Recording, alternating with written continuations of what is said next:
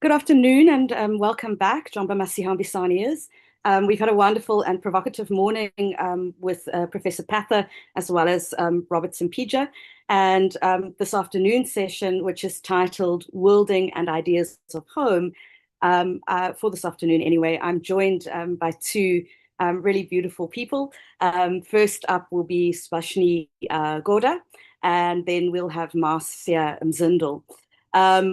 Subhashini is going to be delivering her paper first, which is titled Remediating Kolam, Collaborative and Intercultural Explorations in Dance and Music. I'll be introducing her shortly. After her presentation, we will be watching Marcia's video presentation, and then after that, we will open for some questions and dialogue, hopefully. Before I hand over to Subhashini, just a little bit about her. She is a multidisciplinary artist and academic who specializes in Bharatanatyam. She has just completed her PhD in dance anthropology, cultural studies, and her research interests center on migration, placemaking, and transgressive rituals. She has showcased her work at multiple festivals, engaging with local communities, and has presented her research at multiple conferences. Subhashini's research is published in forthcoming publications titled Dance Articulated, Routledge Critical Contemporary Choreography Reader, and Bloomsbury Book of Popular Studies. And her artistic practice has been nurtured through Arts Council of Ireland, Dublin Fringe Festival, and Cushcam Dance Theatre, sorry. So welcome, Subhashini. Really looking forward to your presentation this afternoon, and I'm going to hand over to you. Thank you very much for this. I don't know if you can see my screen. Perfect. Yes, we have it. Amazing. So I wanted to talk about this. Sorry. I wanted to talk about this one presentation we did called Kolam. It was a work in progress that we presented at a festival called the Mother Tongues Arts Festival that happened in Dublin, Tala, sometime in February. And it was funded by the Arts Council Ireland. And I'm just going to talk a little bit about the process of making it. So to introduce very quickly, kolam is these patterns that we draw with rice flour outside of our homes in Tamil Nadu, where I come from. It's in the south of India. Usually, I grew up watching my mother do these patterns every morning and evening. And it was just not just my mother, it was, I'm guessing, almost all women from Tamil Nadu who would draw these patterns outside of their homes. So I grew up watching and learning from the process. So it was kind of like a tacit knowledge bringing of sorts, knowledge sharing of sorts. She never really taught me the process. Once I moved to Ireland, I realized that a lot of these traditions, I think I was grappling with two things at once. One was the loss of that tradition, and the other was belonging, because I was no longer in a space that I was very comfortable or familiar with. So I had to reconsider what these traditions meant to me and how I was going to bring them out. So when this opportunity came along to create Kolam, we took it. I did it along with my musician friend, who's also a PhD. She's just completed her PhD as well, Anika. And she created the music for it, and I did the dance for it. So the choreography, basically, to introduce very quickly, there is going to be a video later, but the choreography, to introduce very quickly, was set into 5 different sections. And we kind of played with a couple of things. I'm sorry, my notes are here, so I'm looking at it. And we kind of had to play with a couple of things. One was the idea of homeland, and the other was playing with the music that could break away, because Anika comes from a very traditional Western classical background. I come from a very traditional Indian classical background. So we wanted to break away from the notions of what classical meant to us. And we also wanted to play with the dance to see where these intersections of music and images could take place for the audience to absorb. One of the things we did as a process of leaning our audience towards it was create a background with a projection of people drawing columns in Tamil Nadu, which a friend of mine shot. So that image was already constantly going on to sort of give that notion of homeland and belonging. And then we started embodying it through dance and music. So The choreography, there are 5 sections to it. As you can see, there are 5 rhythm cycles as well. We call it in Bharatanatyam lingo, it would be Tisram, Chaturasram, Khandam, Mishram, and Sankirnam. So 3, 4, 5, 7, 9.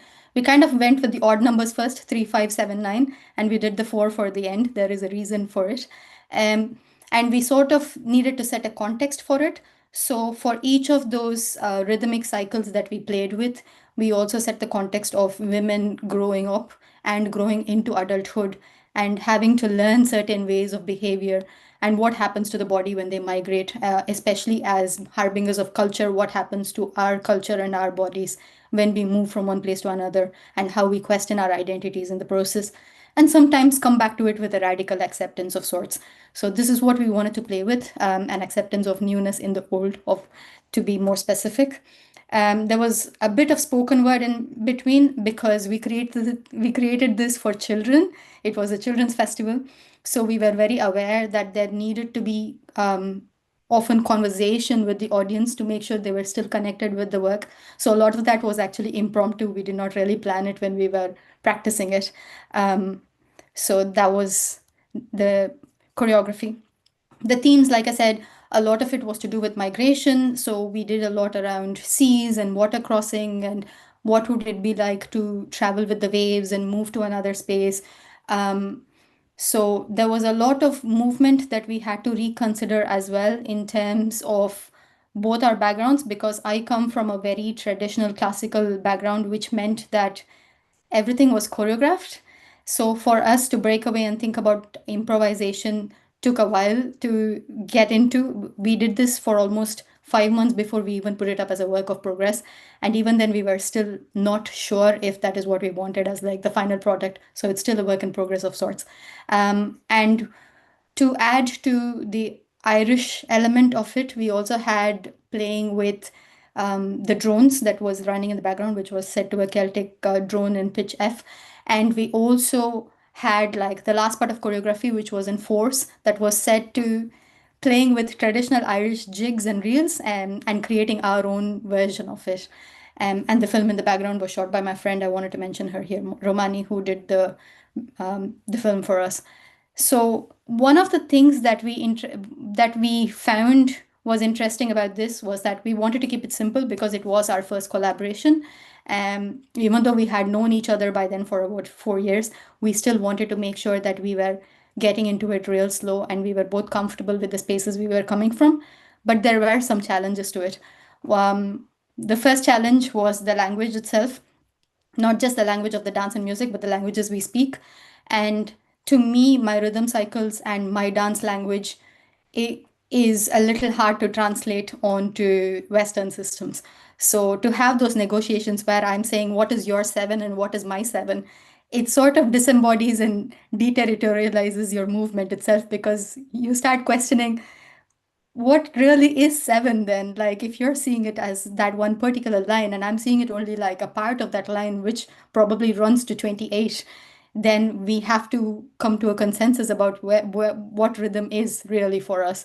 So there were conversations around language, conversations around rhythm. There were very practical conversations, which was, we live in Ireland, which meant there were cold days. My feet were constantly cold. I come from a warm country, at least warm city. The only thing we had probably in common is that we had a common coast, like we both come from countries that have a shoreline, I mean, a coastal line. But otherwise, the temperatures are very different. There was also days when we had to grapple with transportation. There were days when we had to have conversations over Zoom because we could not meet up. The only space we had was at the School of Music that we both worked in. So we had rehearsal rooms and access to space. But otherwise, access to space in general was a hard thing for both of us. So those were very practical considerations that we had to take into account. There was also the conversation of adapting in terms of cultural awareness. I had to have conversations around what Bharatanatyam was and its violent history. She had to have conversations on Ireland and its post-colonial history. So we had very intense conversations in the run. And the day off, actually, we were told that they could not provide a piano. So we actually ended up playing with a keyboard as well, which meant it was another kind of adaptation for Anika when it actually came to performing. Talking about the potential of what we had done itself, we are conscious that it's a work in progress, but we also looked at it as an artistic research project. We thought it would be a way of grounding Indian dance forms here, also because Ireland's Indian diasporic population is relatively new compared to places like South Africa, US, UK, different places where there have been different waves of migration that's been happening. In Ireland, it's relatively new. It started only with Celtic years. Before that, there were some people, but only now there's been like a larger migration, which has its own like intersections and repercussions, of course. So for us to ground Indian dance here, it was an opportunity to engage with it in new spaces, without the looming ideas of classicism that's associated with it and the traditions that it's embedded in. And here, specifically with classicism, I'm talking about the post-colonial history of Bharatanatyam itself, where it was taken away from its hereditary communities violently and was popularized by middle class, upper caste women. And so there is the question of agency and whose dance is it and who is allowed to subvert it, who is allowed to transgress. So we had to have those conversations. We had to have conversations around what is these traditions and why are they important to us. So in a way, we had to deterritorialize the traditional context and make space for the form's newness in the space that it was growing in now, which is Ireland. The danger is I'm thinking of Stuart Hall right now, who mentions that cultural forms cannot be whole and coherent. They are either wholly corrupt or wholly authentic, and that's not a possibility. So we wanted to look at it as a hybridized dance form and a hybridized musical genre that we were creating to avoid this kind of narrative of reinforcing that classicism or reinforcing that tradition. So we wanted to make space for lived experiences that can contribute to making newer cultures or making newer forms of dance. And I'm also thinking about Cresswell, where he says places that are created through practice. So we were looking at the dance form being grounded in that particular place and in that particular context to create something new and also make meaning for us and allow us to re-territorialize our own music and our own dance in the process. We saw dance and music as a third space as well in that process of re-territorializing. Again, third space I'm borrowing from Soja. And we believe that it could be that space where we could exist as both artists and academics. And often we find ourselves at intersections where we are not really sure which we are, whether we are artists or whether we are academics. And this was that space where both of it could meet and we could create theory out of practice, without being bound by one or the other. So that was the intentions behind our creation and our work. I think best way to do this is to probably see a short video of it and then have a conversation around it. Again, the video is shot at the Mother Tongues Festival for a limited audience in a limited space with a keyboard. And the idea was to also break away from perfection, which we thought was a very colonial idea. As two post-colonial folks grappling with what really perfection is, we thought perfection was colonial and we wanted to stay out of it. So I'm probably going to play the video now and then we could have a conversation around it. So thank you.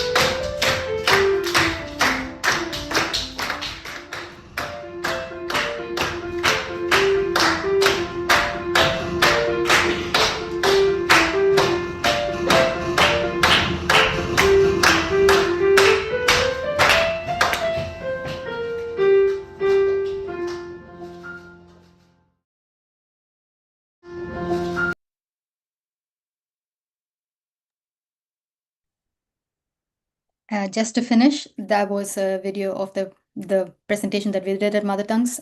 So you can see the 3s, the 5s, the 7s, and the 9s in the choreography. And then there's a 4 for the Celtic bit of it, let's say. And we had an activity where everybody came together after, and they actually tried drawing these columns and having conversations around the cultural identities of the performers, basically. Thank you for this. Thank you so much, Subhashini. I am going to hold questions until after Marcia's presentation, if that is okay. But thank you very much for a really wonderfully enlightening presentation. Lots to chew on there, and I'm sure lots to dialogue around as well. Before I hand over to Marcia, though, I just want to introduce her formally. Marcia Mzindle holds an MA from the University of KwaZulu-Natal. She is a freelance writer, choreographer, and dancer. She also has a national certificate in film and television production operation from Big Fish School of Digital Filmmaking in conjunction with Mnet Magic Factory, and is also a drama graduate from the Durban University of Technology, where she's currently also contract lecturing. Marcia's career in theatre has included diverse activities such as directing, acting, and assistant stage management.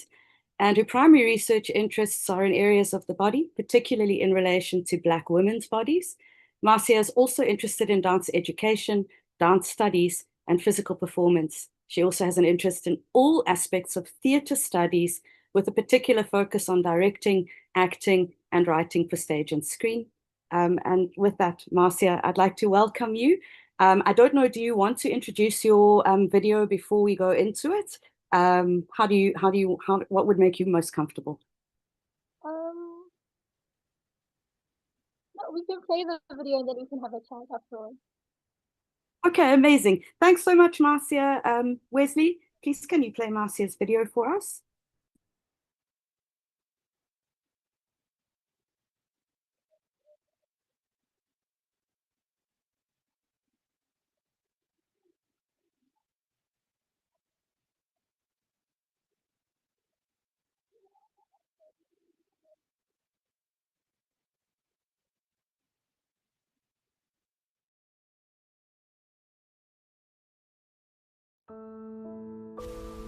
In Zulu, there is a ritual which is called ukutwebula, where an individual's spirit or power is taken by another, often through witchcraft practices. The term also directly translates to taking a photograph. It is the act of seizing, of capturing the intangible, one's soul and essence. Kollega Shange, in her article, Sixosha Bathakathi ukutwebula and the photographic image, she likens this act to a photographer and a filmmaker, while one freezing a moment. In videography, the dancer's body refuses stillness, here in the liminal space between breath and pixel. I ask, what happens when dance escapes the stage, when it is no longer bound by gravity or time and the skin's edges? Kollega draws on the idea that ukutwebula is to defy erasure. Today we extend this with the screen dance, leaving behind our essence, pieces of ourselves, creating horcruxes. The body once fleeting now exists in infinite permutations. Even when we have left the physical plane, a part of us will continue to stay alive, encapsulated and awakened in time.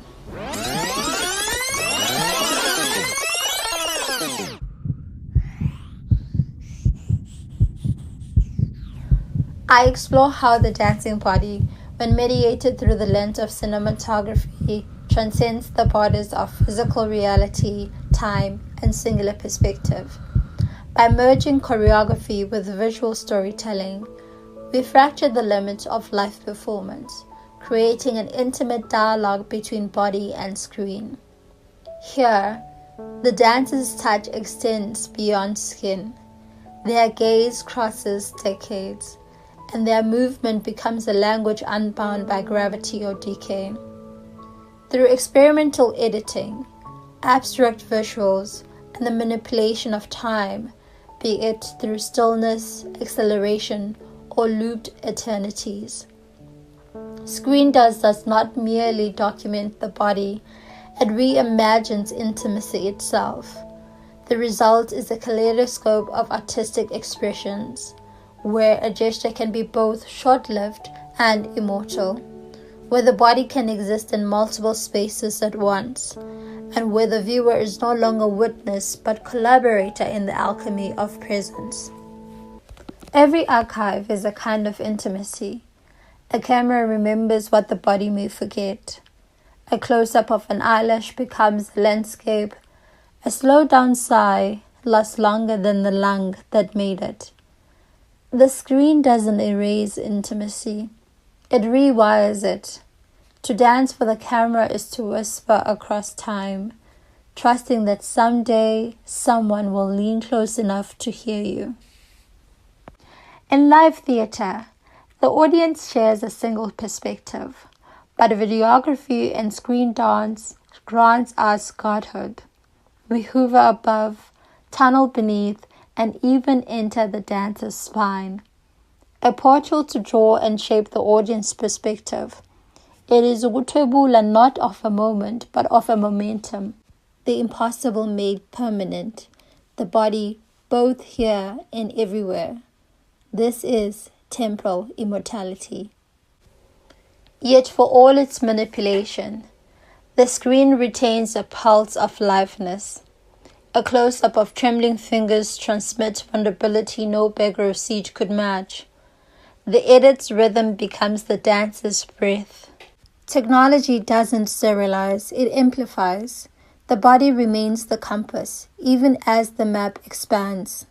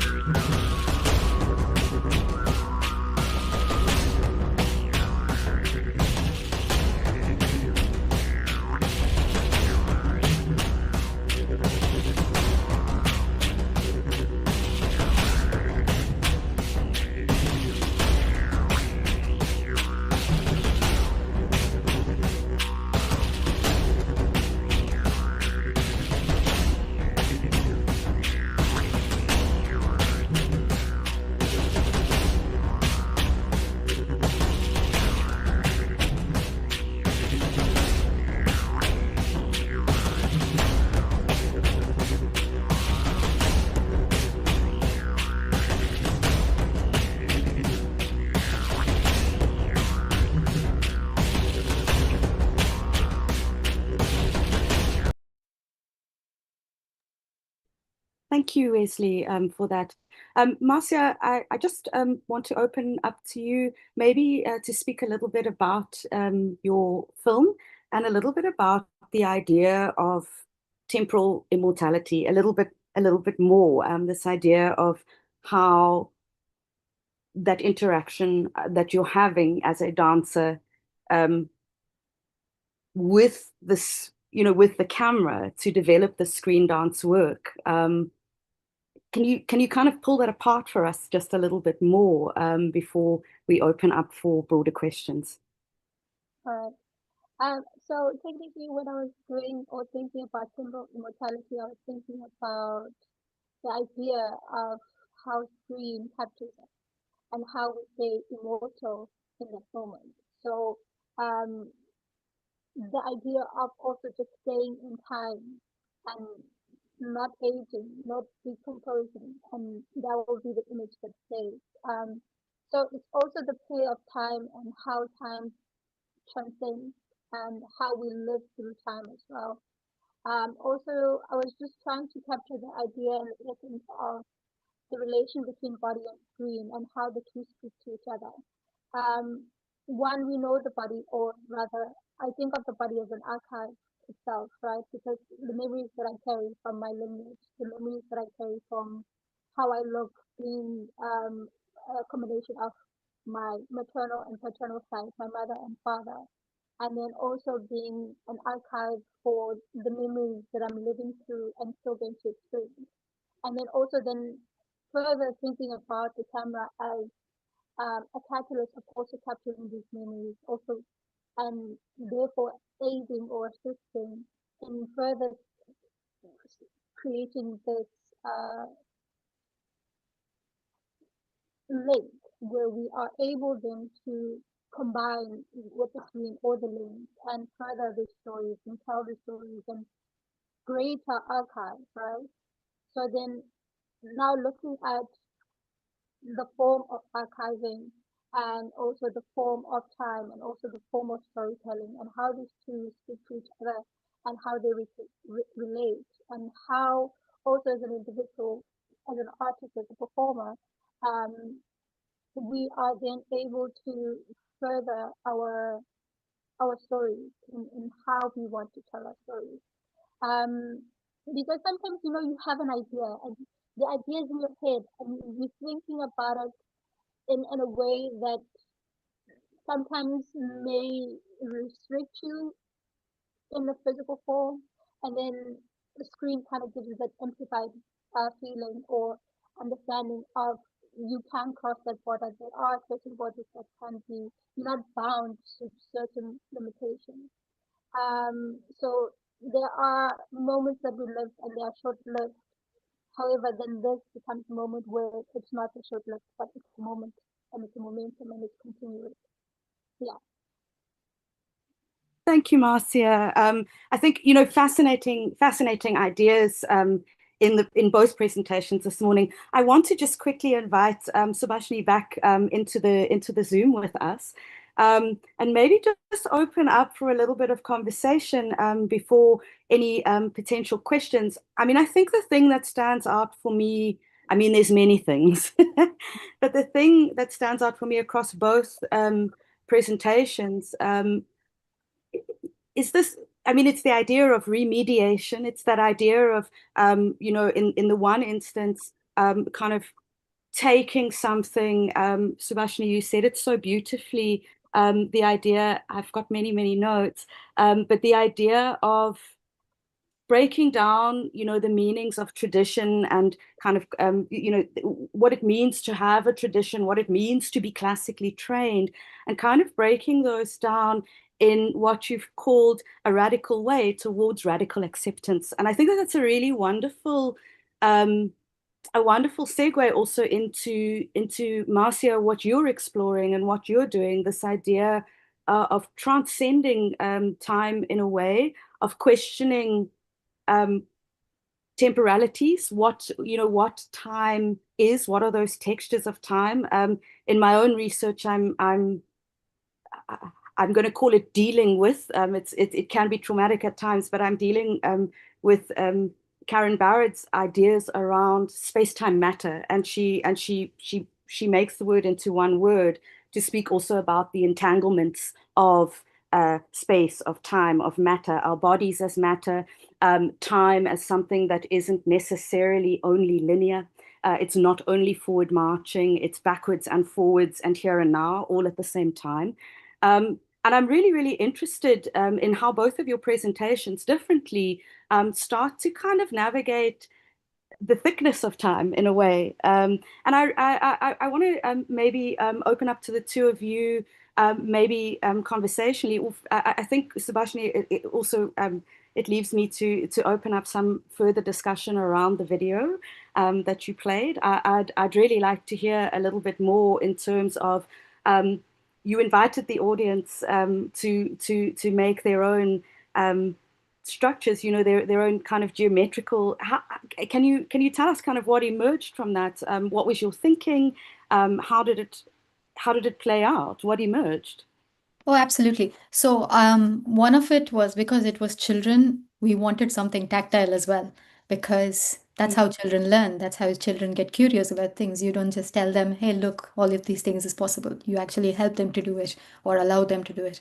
So, one of our reasoning behind wanting to do the columns was to bring them into the process of what I learned as a child as well, so that they had some kind of a gateway into seeing how other cultures interact with their land, with their, let's say, their, I don't want to call it ancestry because it's such a big word, but also like this is something that's been passed down from generations. I've seen my parents do it. My parents have seen their grandparents do it. It's especially women. It's passed down from one woman to another as just embodied knowledge that you just pass on without even teaching.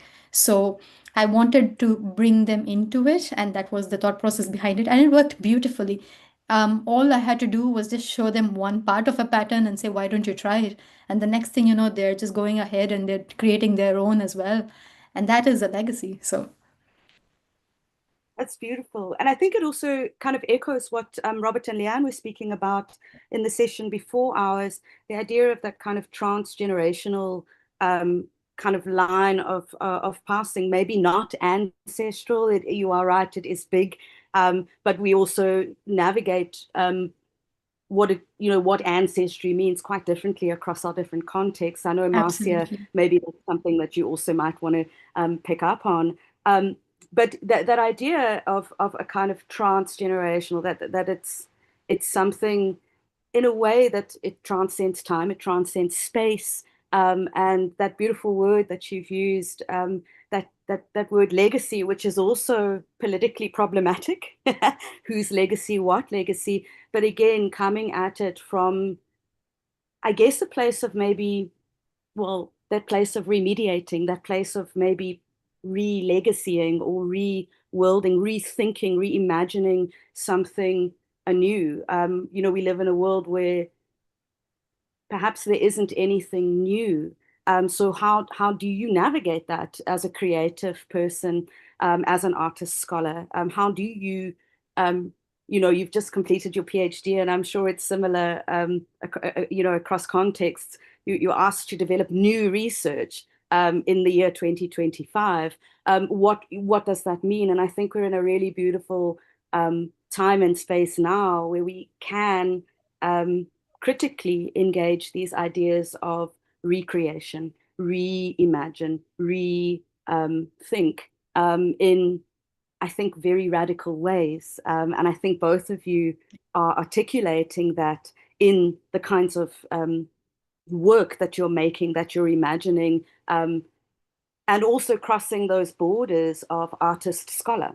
Because very often, I know we have these conversations quite a lot here, the idea of scholarship being sometimes quite cutting off. Jay spoke about it this morning, something quite exclusive.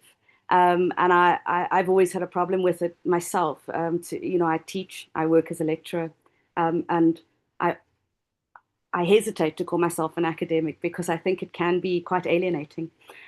Marcia, I do want to hand over to you because I am watching the time, and I don't want to co-opt the platform. But is there anything that you might want to speak to in terms of that notion of remediation, that notion of how you come to something? Screen dance, again, it's not new. Archiving is not new. We're having these discussions around embodiment and the archive, and they're relatively new, but they're not new. But you're doing also something else with it in terms of how you're understanding time. And I'm really interested in kind of that idea of remediation, and maybe how you perhaps where you would take it in your ongoing work. As far as how I would take it in my ongoing work, ... question mark. However, in terms of I guess also it's just thinking about when you hear the word remediation and thinking about the word itself, or how how do you capture the intangible, and how do you create certain intimacies, and how do you capture these stories. Subhashini said something earlier, because I think I struggle with this as an artist. Sometimes you want things to be perfect, and then she said the idea of perfectionism is a colonial idea, which I was like, drops mine. And I've never thought about it that way. And now stepping back and after saying that, I guess going forward, the remediation or would then be to then what is perfectionist, and in terms of the body, and in terms of, because we talk about the politics of the body, we talk about, each body has certain politics and dynamics that they come with, and how those dynamics are viewed also depending on where you are. Your body can be read a certain way, and your body can have certain dynamics being placed somewhere different. And then when you put the lens, I think the lens then becomes what I would call a mediator, where you can then unveil the things that you choose to want to speak on, and you can then put blinkers on the things that you do not want to have there. And then it becomes a focus, a shift of focus of, this is how I want you as the audience to navigate. These are the eyes that I'm giving you, and these are these are my thoughts. And through my thoughts, I would like for you to give you a pair of glasses to look through. Yeah. I guess that's the way I'm thinking currently. Going forward, I'm still learning. I feel like I'm still very much at the beginning stages of even understanding who I am as an artist, and so there's just so much to go from. Yeah. Thank you, Marcia. I am looking at the time, and I do want to ask if there are any questions from either anyone in the Zoom room before we start to tie a bow on it, but hopefully not to stop the conversation, that we can continue it offline.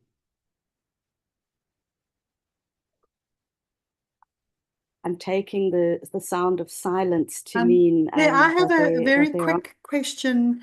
Hi, everyone. It's Leanne here. I just wanted to say thank you so much to Marcia and to Subhashini for their very provoking and beautiful papers and work. Subhashini, I sort of, because of the huge diasporic culture in South Africa, and particularly in the province in which I live, which is KwaZulu-Natal, which is the largest population of South Indian people outside of India. So I was really delighted and challenged by your provocations of how you look at the border crossings in a way, or the breaking of borders between tradition and modernity, as Jay also spoke about earlier today, and the idea of reconceptualizing ways in which to honor what has gone before, but in a construction of a kind of our own identity. And I just as a comment, I just wanted to say thank you so much for that work. I think it has so much resonance. And yeah, just to also thank Marcia for her beautiful work, which has really made me think about the screen. I'm sort of a bit of a technophobe myself, but I'm very challenged, and I've been forced to be challenged about thinking about technology in a different way. And I think that you really did that around the notions of temporality and the idea of the skin and the pixel. So I just wanted to say on my side, thank you very much for your papers. Thank you. I see, Toby, your hand is up. Please go ahead. We have 2 minutes. Hi, Hi, thank you both for really great presentations. And I just wanted to say thank you, Subhashini, as you said, we come from a province that has a huge population of Indian people. And so to hear this, to hear your presentation and to have it taken to a space I feel like there's a weird attachment I also have to Ireland because of our colonial history. And to hear about the differences between our two locations and how, you know, as people who've been colonized, we're kind of crossing these borders, I suppose, to kind of engage with each other's histories, with each other's experiences is really, really wonderful. So thank you for that. And then also, Marcia, I just wanted to say, I really love this idea of this place between breath and pixel. And I love how, I don't know, there's something about your presentation and your video, the way that you did it, that really moved me. I'm feeling very emotional today. I think Jay set us off on a very, like kind of heart opening and heart cracking kind of motion, but where you kind of transcend this idea of reality, time and space, but how you do it also acknowledging like our lineages and ancestry was a really, really interesting thing. And I think, you know, I know very little about African